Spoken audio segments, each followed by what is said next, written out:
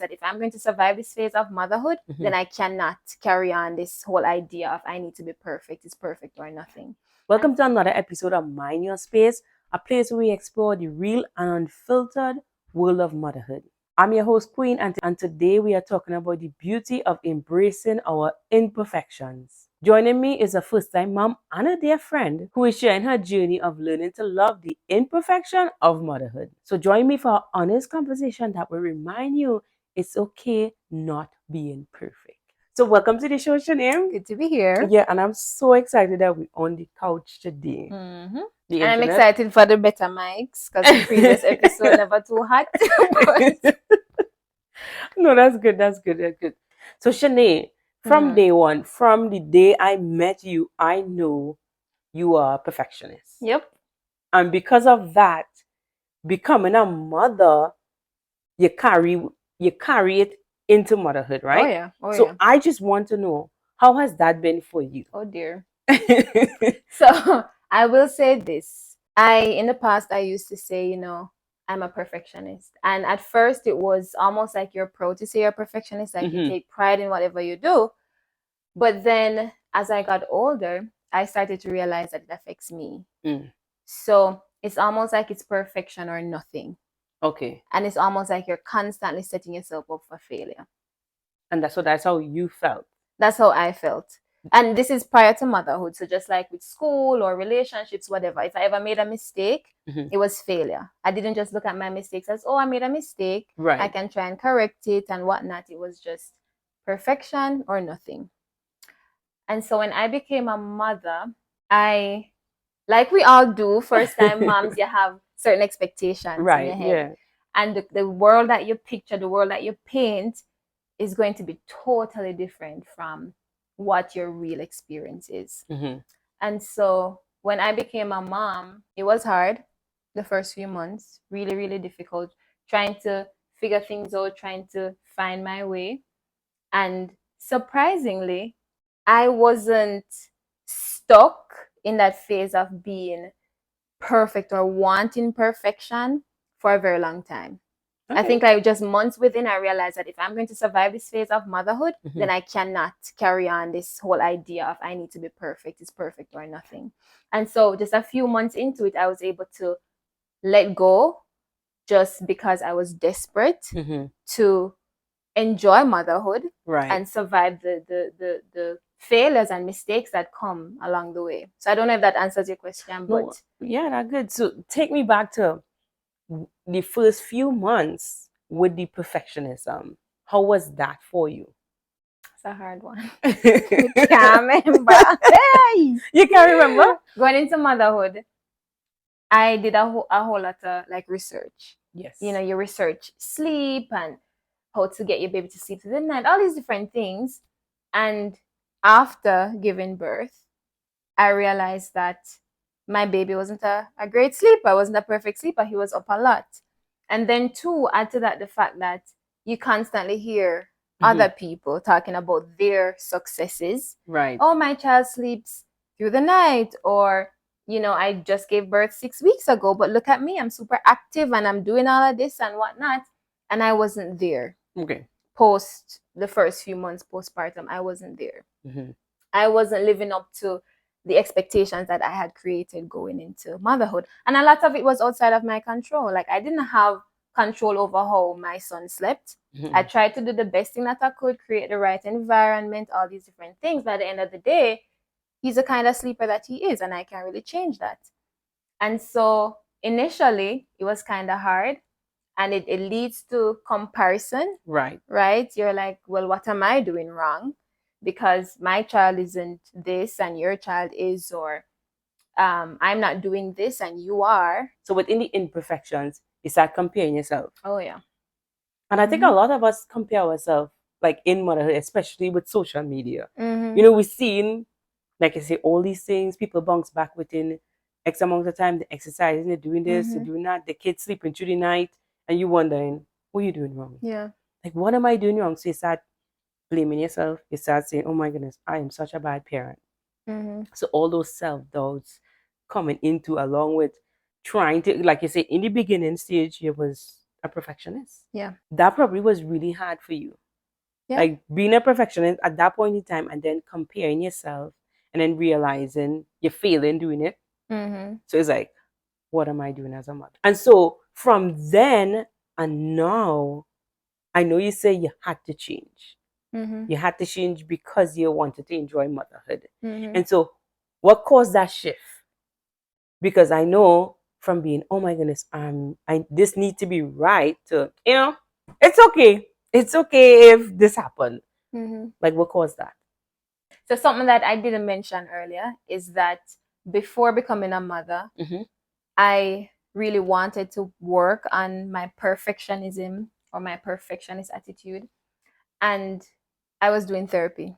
Okay. So at the time, I didn't know that sort of attitude was what was bugging me down or causing me to feel depressed and anxious. But while talking to a therapist, we uncovered all of that. And in one of our sessions, he explained to me that because I'm such a perfectionist, it's almost like I tie up my self-worth in my accomplishments. Okay. Right? And because nobody's perfect and you cannot do everything perfectly, when I fail or when I make mistakes, I internalize that. And I use that then to say I am of a lesser value or lesser worth because I didn't achieve the best at whatever I was working on. Okay. If that makes sense. Yeah, that makes sense. And so after he told me that, it was just an aha moment. And I realized that if I wanted to be happy in life, I needed to let go of that attitude. And so it started with small things. Like it started with school because I was still in college at the time. Right. And I said, okay, I didn't get 100%, but I got a 98, right? And it started there, and I had to just start practicing to accept.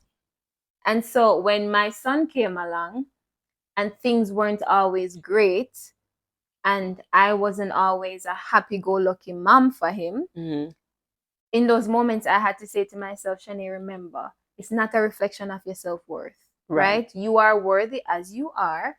You're having a hard day or a hard moment, and that's okay. That's normal. And so it comes with constantly reassuring yourself, constantly talking to yourself, constantly replacing those negative thoughts with more positive and realistic thoughts. Right. Or negative thoughts oftentimes aren't true because our negative thoughts are like, oh, you're worthless. Oh, you're failing. Oh, you're this, you're that. But a more realistic thought tends to be more specific. So you say, okay, today you're feeling a little bit sad or a little bit down. And that's all right. You don't always have to have the biggest smile and be laughing and playing with your baby. And that's okay. Just accept that. You do what you need to do to take care of yourself to get out of this or to just survive the day or until my husband comes home from work and can take over. Yeah. And it's just one of those days, and that's okay. Yeah, and I think we need to remember that because a lot of us, like you say, like me, I get down on myself when I don't accomplish the things I'm supposed to accomplish for the day, even if it's one task and it don't happen. I tend to say, oh my goodness, I'm such a failure. Like you start to bring those self-doubts into everything. Or like, okay, why Jay is doing baby boy, why is he not doing this? What am I doing wrong? So it's like because he's not doing what society tells us he's supposed to be doing at that particular time, then that is a reflection on my Parenting. my parenting. So I just say, oh my goodness, I am a bad parent because he's not doing what he's supposed to be doing.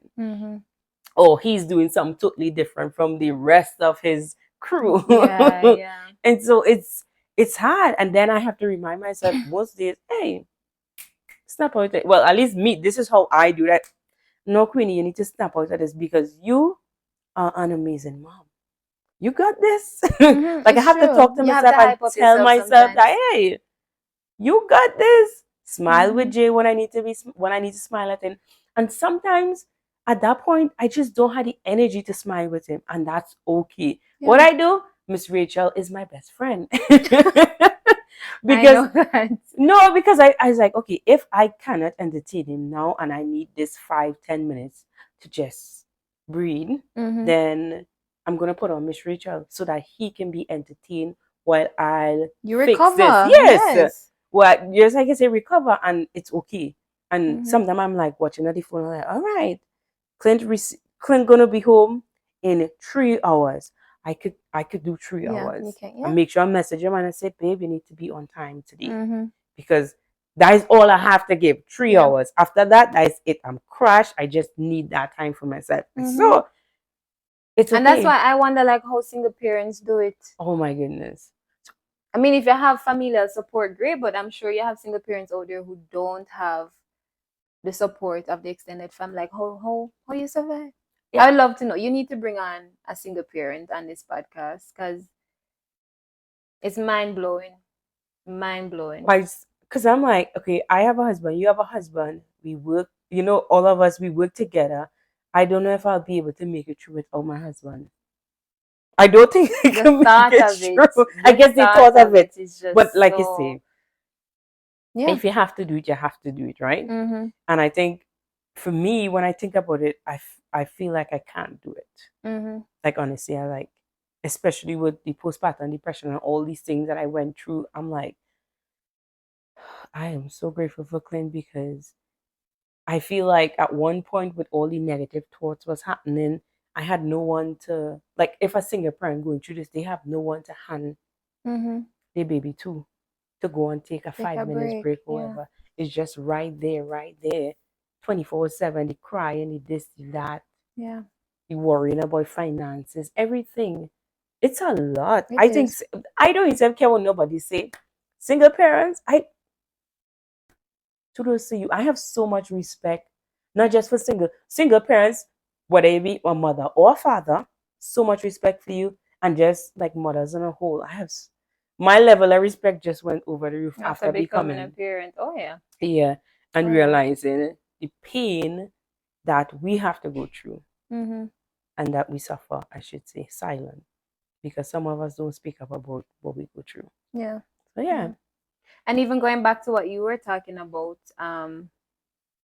just on those hard days when you're feeling like a failure, it came to me that one of the things that I have to do that's really helpful for me is that on those days where I'm like, Shanae, you are failing at this awful mother XYZ, is look at the bigger picture. Okay.